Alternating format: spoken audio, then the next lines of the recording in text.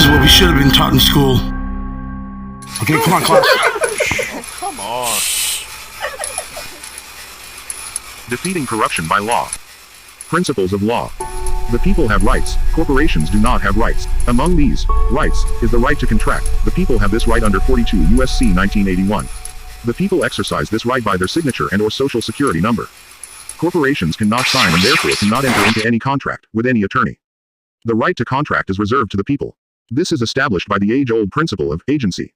To establish an agency, the principal must ask the agent to perform a task. The agent must agree to perform the task.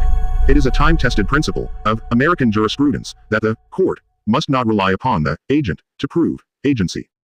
The court must follow the principle to establish agency. The law is simple: no principle, no agency, 2 capacity to sue. Case must be dismissed.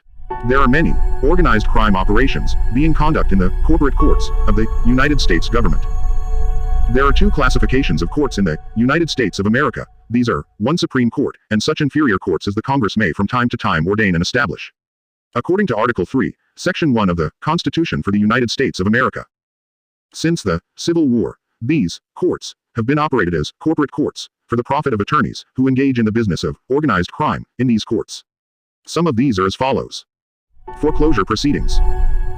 This has become a conspiracy against rights, 18 U.S.C. 241 of judges, attorneys and banks to steal private property under the color of law. Foreclosure is nothing more than intimidation, threats and coercion of a person to forfeit their private property to an attorney and the judge who sell it to a bank for profit.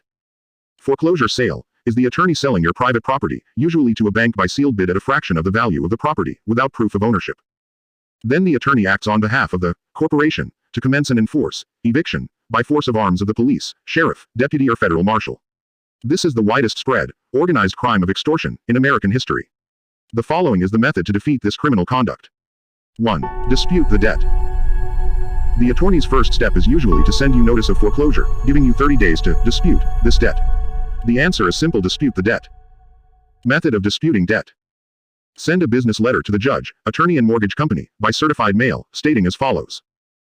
I dispute this debt. I dispute all claims of contract 15 U.S.C. 1692G. Note: 15 U.S.C. 1692 AN, known as the Fair Debt Collection Act, says what debt collectors can and cannot do in the process of collecting a debt. You should copy this for your information. If you don't know your rights, folks, then you have none.